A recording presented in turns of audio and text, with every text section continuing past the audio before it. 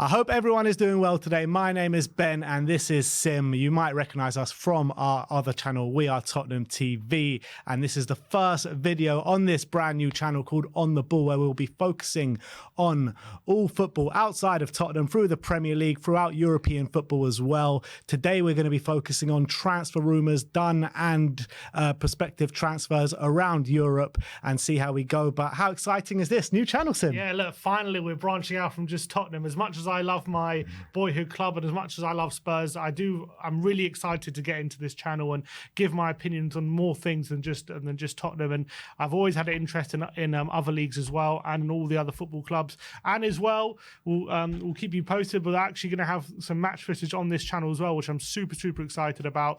So look, get involved. I want to know everyone's opinions on all the things we talk about today. We're going to be doing daily transfer updates. We're going to be doing so much football content as well on this channel, not surrounding Tottenham. And I'm sure there'll be a bit of Tottenham as well. But get excited, people. It's not going to be a channel with us without Tottenham Hotspur, let's be honest. But look, we have got quite a number of rumours to get through today. If you are, well, I'm guessing you are new around here because this is the first video on the channel, do hit that subscribe button and make sure notification bells are turned on to be notified every time we do drop a video. But let's get into the first rumour of the day, and that is SERGEJ Milinković-Savić of Lazio. He is rumoured to go to Hilal out in, well, it's not even a rumour anymore because we got the Here We Go from Fabrizio Romano. 40 million euro fee, 3-year contract. DiMarzio says that he is set to undergo his medical in the next 24 to 48 hours. And what a player this is. I'm actually gutted this guy's moving outside of Europe. Yeah, it's a massive shame. I think he's one of the biggest what could have beens in European football, Milinković-Savić, because I feel like he was so consistently one of those midfielders in Serie A who was in central midfield, consistently getting goals and assists, a real goal threat and a technical specialist in that area. Almost like Kevin De Bruyne light in a way, how he played for Lazio. And he was always rumoured constantly with a bigger club. I think even the chairman of Lazio said that he rejected 140 million euros from AC Milan in 2018 for that he regrets that now. Yeah, obviously looking back at it now, he probably could have done with that. And you always wonder what could have been if he got that chance to perform regularly in the Champions League for a bigger team. If he came to the Premier League, I think his physicality, how he would have played, would have taken to the Premier League like duck's water.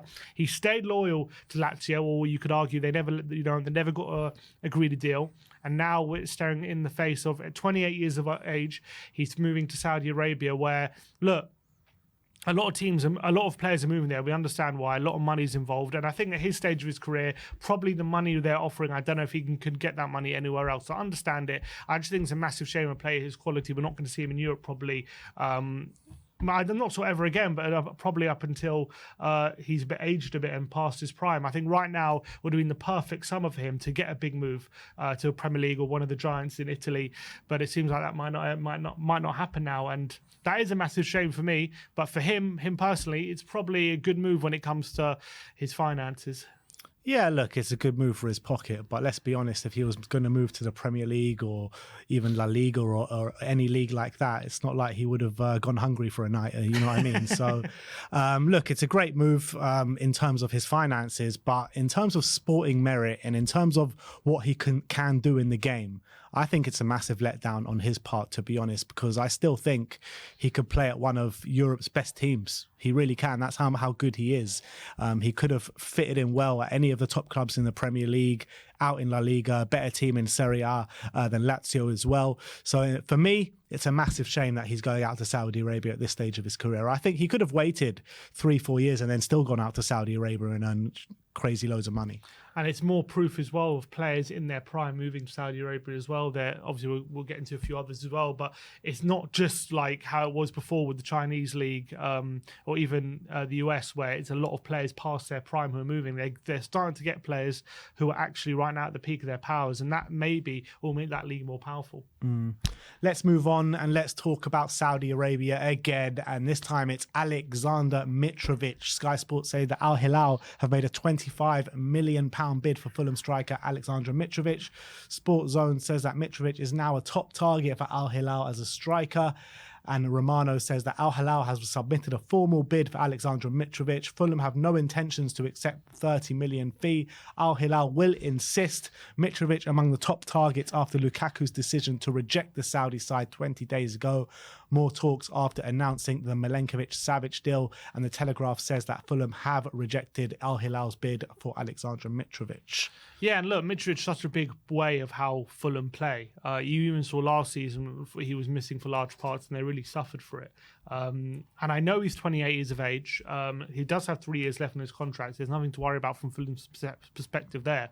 But from Fulham's perspective, you don't want to lose a player like Mitrovic for 25 million. That's not going to be anywhere near enough to compensate what they're losing, because he's more valuable to Fulham than he would be to a lot of other clubs because of how much they're basing around the way they play on him and how important he's. And he's been there for a while now.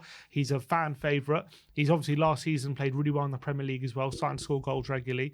So if Fulham, if Saudi Arabia are coming in for him, there's no reason to not kind of overinflate the price a bit, even though he might only be worth about 30. To Fulham, he's probably worth a bit more. And as well, if they're going into the market for a striker, it's going to cost them quite a bit of money to replace Mitrovic with someone of similar quality who's going to be as reliable for goals as well. So I think, 25 million was never going to get him.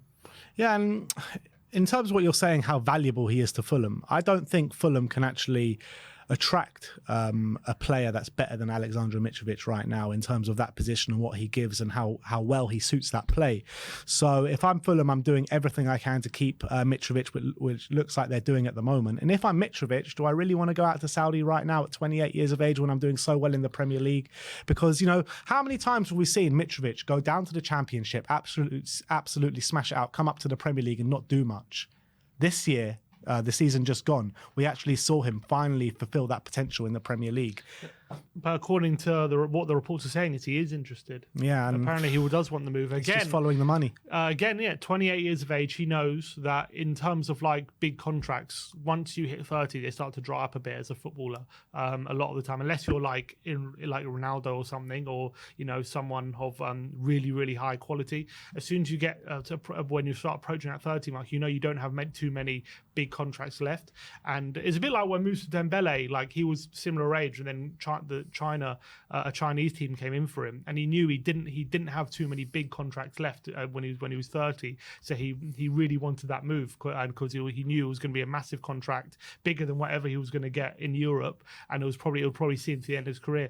Maybe Mitrovic is feeling the same. And as much as, again, it's a shame, a striker who's playing really well in the Premier League in Saudi Arabia, he ain't going to get the sort of money anywhere else that he's going to get in Saudi Arabia. So from his monetary point of view, again, it's like a lot of these players that there's the only reason to move there. But for someone like Mitrovic, I don't understand. I understand it, but it's just, again, frustrating that they're pinching a lot of good players from the Premier League. Yeah.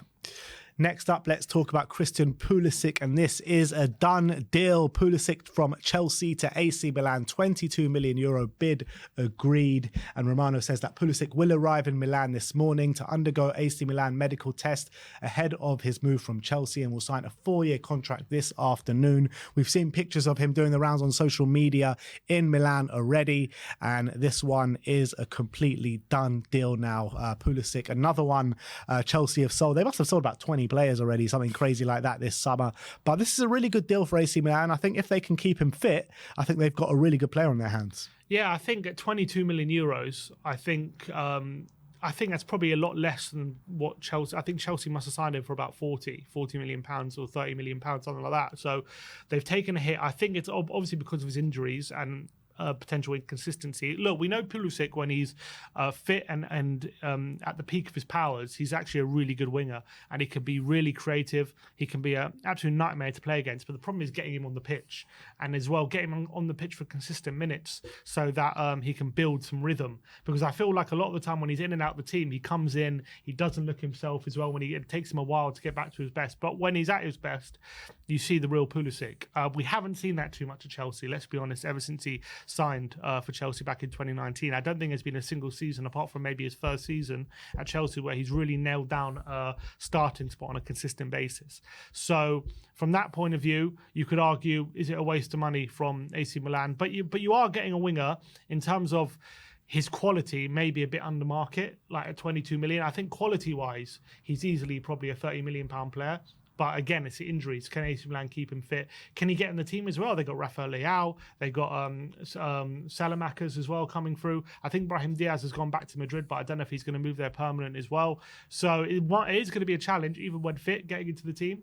But I do think at 22 million, it's a fairly low risk kind of deal, albeit in Serie A finances aren't as loose as they are in the Premier League. Yeah, I actually don't think it's that lower of a risk because of what you say about the finances in different leagues apart from the Premier League. If it was in the Premier League, I would say probably, yeah, it is a low risk. But with his injury record, with that price, I think it's a big outlay from AC Milan, to be fair. And look, if they can get him on the pitch, I do expect this to be a positive and successful signing for AC Milan. But that is just the question mark for me. Can they get him on the pitch consistently? Let's talk about Dusan Vlahovic now. Le Parisien saying that PSG have Dusan Vlahovic as one of their main targets for the transfer for the number 9 position, but no discussions have taken place yet. Foot Mercato says that Tottenham Hotspur are ready to overtake PSG in the race to sign Dusan Vlahovic, who is Levy's priority in the case that Harry Kane leaves, with the Serbian forward emerging as their top target. Dusan Vlahovic would cost Tottenham 70 million euros. Yeah, he was one of those strikers when leaving Fiorentina. He was so highly sought after. Arsenal after him. He ended up picking Juventus, but it hasn't really worked out for him at Juventus so far. He's found himself out of the team a few times. I think he only got 10 goals last season. He just hasn't seemed right. You could argue Juventus themselves haven't been the best functioning team ever since he's got there. Allegri's been quite a defensive manager, and he asks a lot of his strikers, and it's been a bit of a struggle for Vlahovic to be consistent and show that Vlahovic we saw at Fiorentina. So I think there are question marks with that such a big outlay from Vlahovic. But I do believe there's a very good player in there. Especially, I do believe he's shown in spurts at Juventus what a good player he could be. And I do think a move would do him well. I think he needs to get out of that environment for Juventus. I think it's the best club for him right now. And maybe he would thrive in other places. But if I'm Tottenham, I don't know if I would replace. I would consider replacing Kane with Vlahovic, but I don't know about 70 million. If I'm PSG, I see that being a bit of a better fit right now. I think he could do with like boosting his confidence playing in the French league, where he might find chances easier to come by via the league as well. It'll be interesting to see if Juventus are really willing to let him go. Yeah, I think he's a player that's been massively hampered by Allegri's tactics over at Juventus. I think he's an absolutely quality player if you get him in the right system.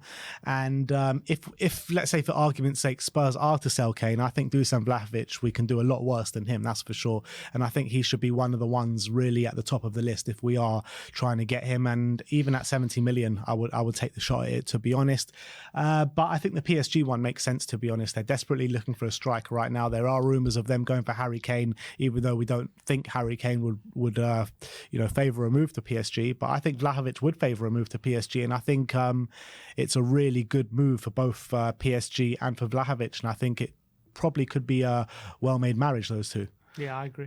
So let's move on and talk about Paul Pogba, the forgotten man at Juventus. The Gazzetta dello Sport saying the Juventus midfielder Paul Pogba will be offered 128 million over 3 years to join a club in Saudi Arabia. So another one potentially going out to Saudi Arabia, but this one makes more sense than maybe a Milinković-Savić. Pogba, I mean, he's just been nowhere since leaving Manchester United. He's been injury ravaged. I think a player like that, even though he's not at probably the age you would expect someone to go over to Saudi Arabia at, and he's still got a lot of talent, his career has just completely derailed. So I can understand why he would consider going out to Saudi right now. Yeah, and he's a massive name as well. They've got Ronaldo, but he would be up there with some of the biggest names they could get to move over to Saudi Arabia. So I can see the appeal of the Saudis, even though he might go there, not even play that much because of injuries and stuff like that.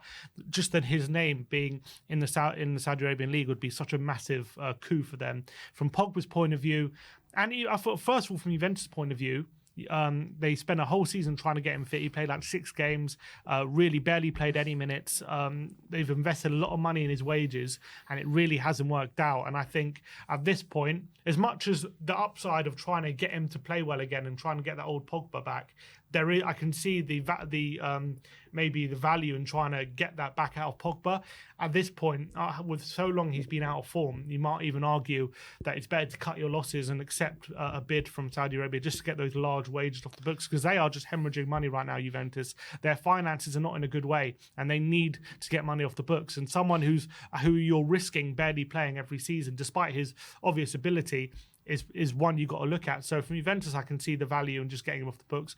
From Pogba's point of view, the only thing I would say to Pogba is, does he want to be playing for France in the next tournament? Because if he has no ambition to do that, then yeah, just go to Saudi and I think see out your career and get the money. But if he really has ambition and still playing for his national team and being involved for France in the next Euros, I think he's got to resist temptation, try get back to his best for Juventus, and try get back in the team, because that's going to be the best way to do that. But he might well have given up on that dream. Yeah, I think so. I mean, we haven't seen a consistently good Pogba now for a very long time. Probably since his first couple of years at Manchester United, which was so long ago now.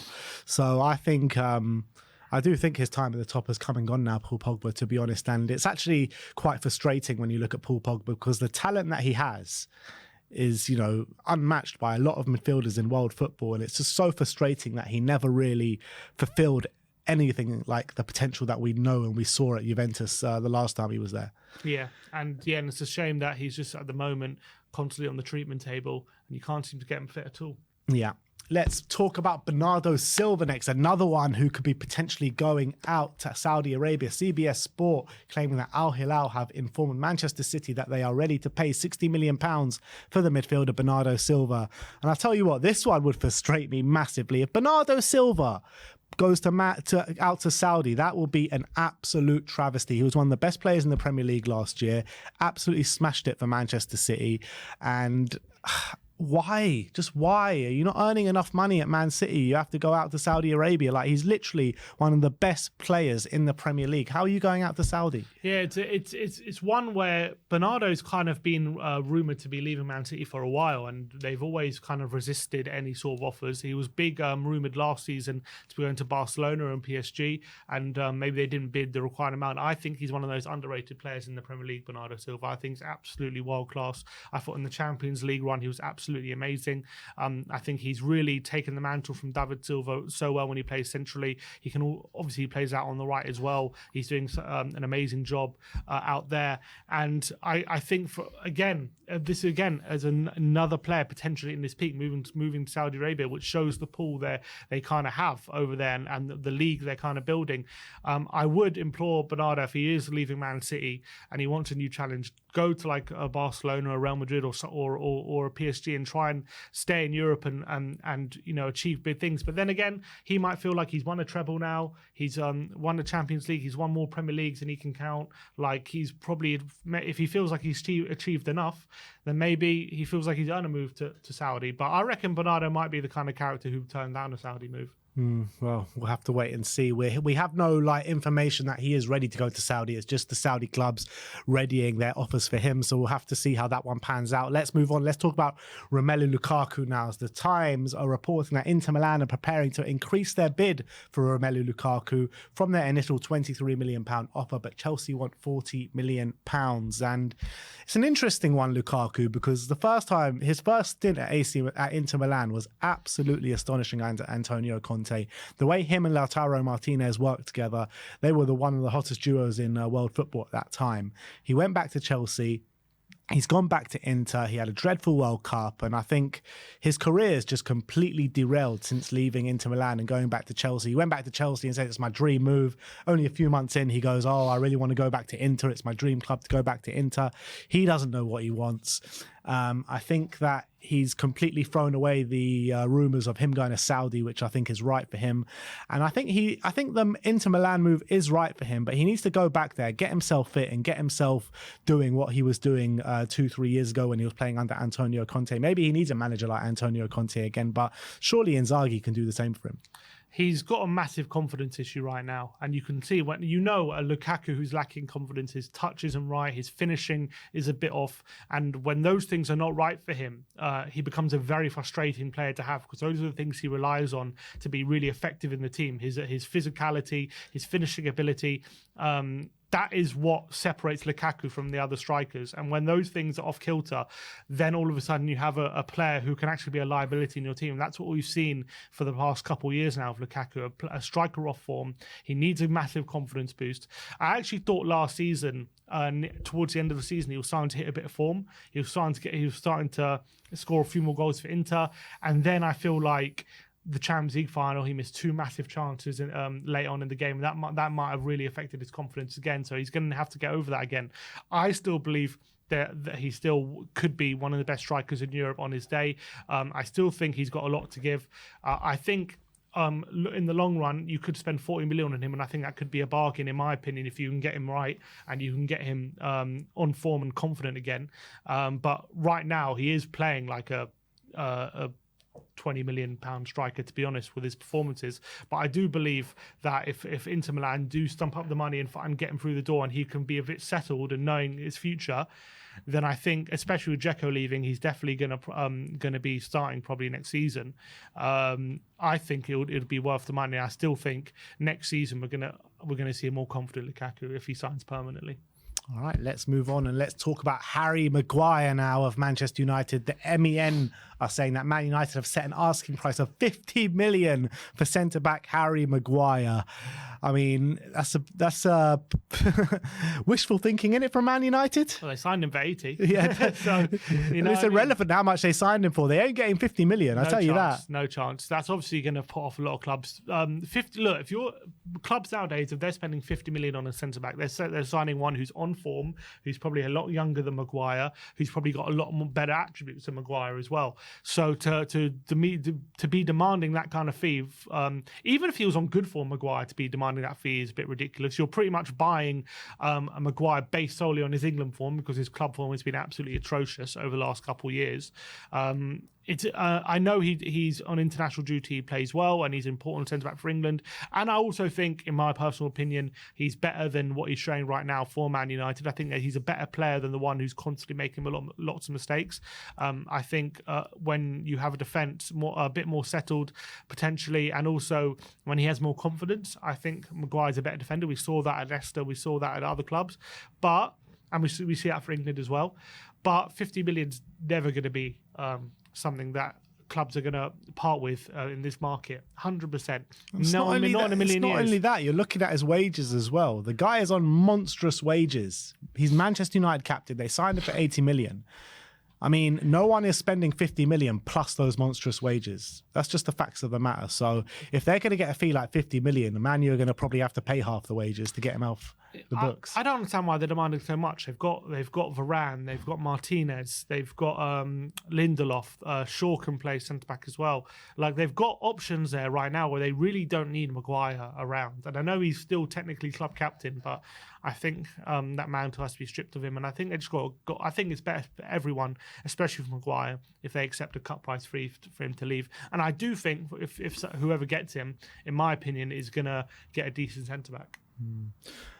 All right, let's move on and let's talk about another done deal today, and that is Rodrigo of Leeds going out to Qatari side Al Rayyan for £4 million, as confirmed by Romano today, saying Rodrigo leaves Leeds and joins Qatari side Al Rayyan. Done deal, and here we go. Medical ongoing for Rodrigo, waiting to complete the documents and get the deal signed later today.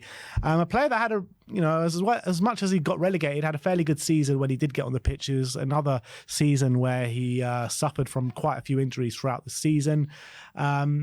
He probably could have had an amazing season in the Championship, but at his age, going over to Qatar, I mean, I don't blame him too much, to be honest, because he's on the wrong side of 30 now. He's probably getting paid really big amounts of money, and his side got relegated to the Championship. I mean, he probably could have got a move back to the Premier League, maybe with a team that's just got promoted, or a team in the lower side, or gone back to La Liga and played La Liga football there.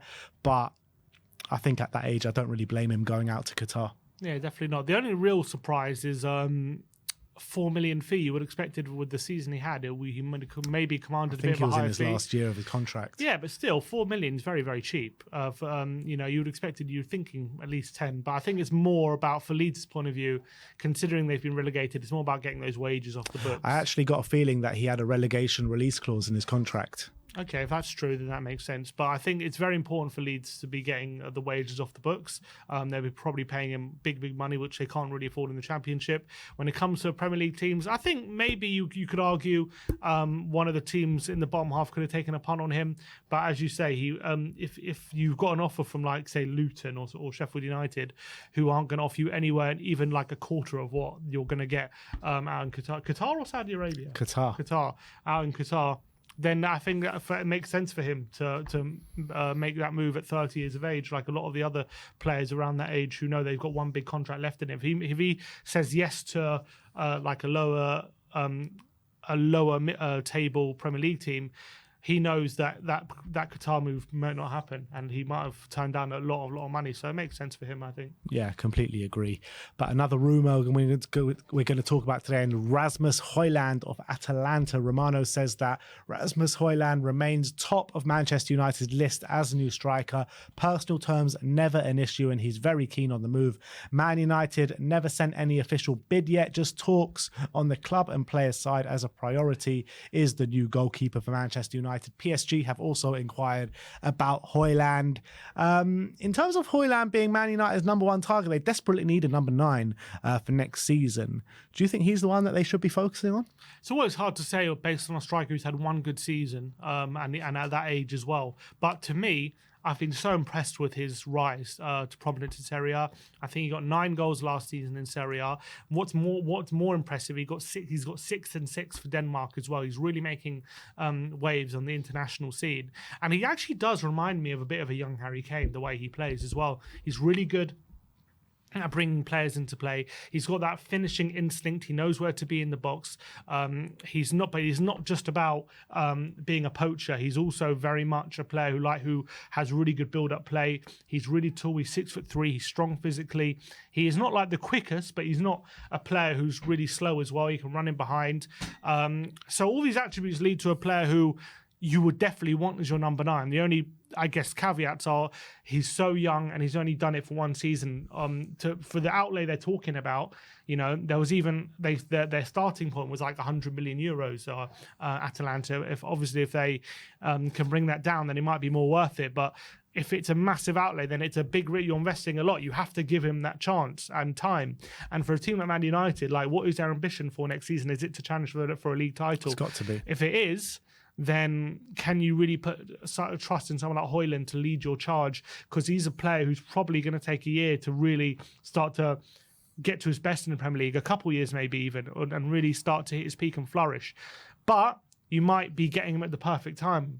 You might be thinking you're getting a gem who could really explode straight away in a team like Man United. So I would sign him if I'm Man United, but I would definitely urge a bit of patience with him, because I think he's a star for the future, a star in the making, can definitely improve what they have right now, but I wouldn't expect him to be challenging for the Golden Boot in his first season, is basically what I'm saying.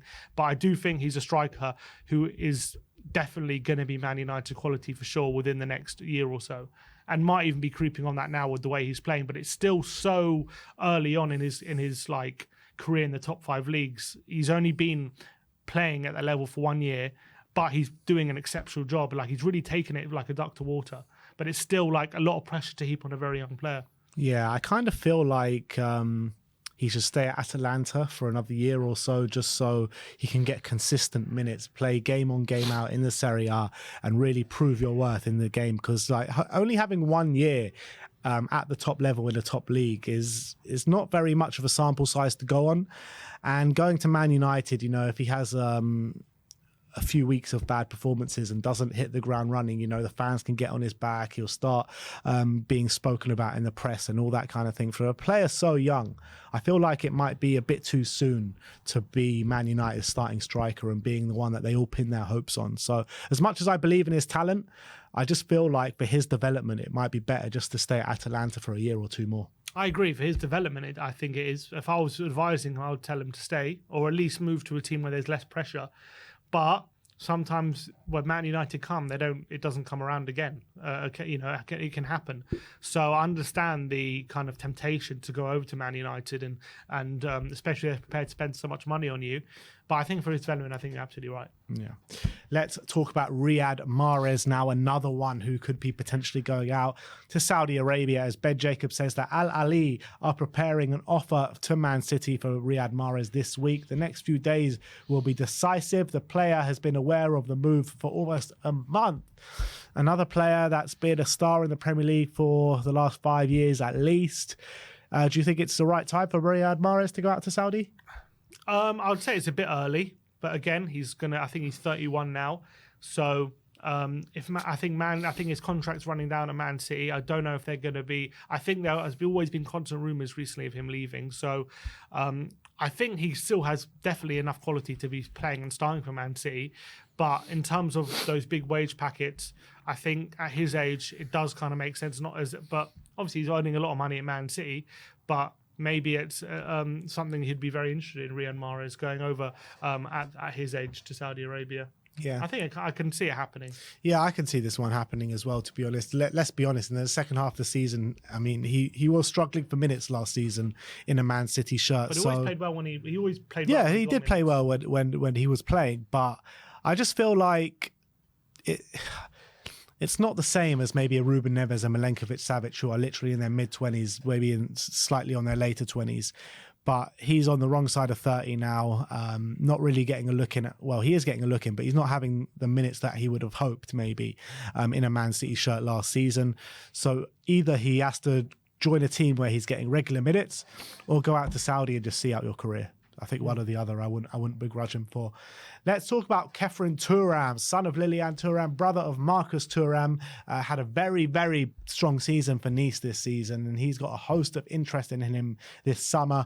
Bayern, Dortmund and Liverpool all showing interest in Thuram. Nice want 50 million euros for the midfielder, but none of the interested clubs will pay that. He could end up staying at Nice, but there is still a long way to go, and that is from a journalist called Santi Ayuna.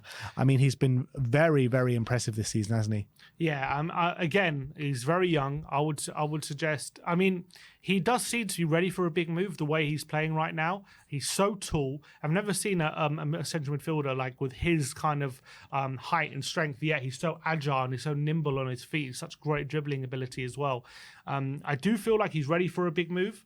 It seems as though Liverpool are very interested, but maybe it's not going to happen this summer for them. It seems as though right now they've obviously spent a lot of money on McAllister and Szoboszlai.